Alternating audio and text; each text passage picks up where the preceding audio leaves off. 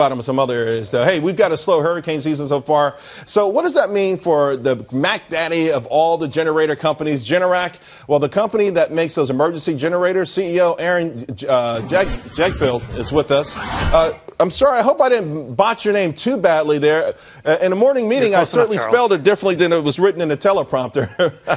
Hey, I've been a big fan of your company for a long time. Of course, your stock really took off, particularly around the time we had the big hurricane that slammed into New Jersey. The last couple of years, not necessarily so kind.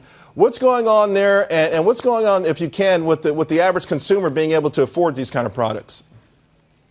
Yeah, so, I mean, Charles, as you pointed out at the opening comments there, it has been a slow hurricane season. We didn't get a hurricane last year, but the business isn't all about hurricanes. I mean, a lot of the outages that we serviced with our products, it's the garden variety outages that happen from thunderstorms.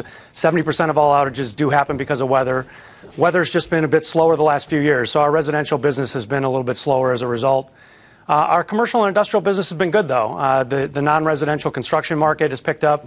Commercial construction has picked up, road construction, and we serve those markets as well. But Aaron, can we gauge something from demand for your products with respect to how the economy is doing? Because this is a pretty big investment for most homeowners. Are we just not there as a nation right now, or are people just sort of holding back because they're not sure?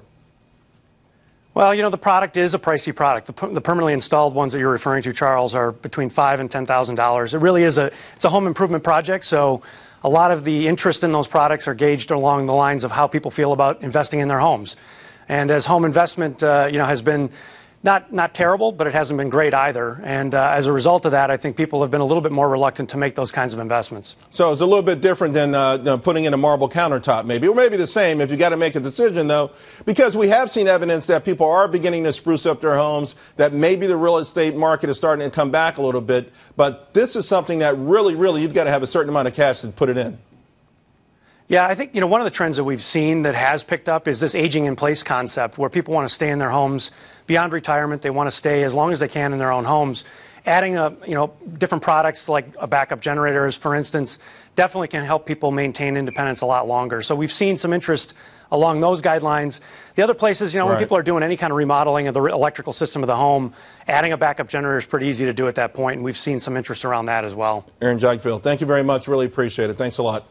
Thanks, Charles. All right, guys.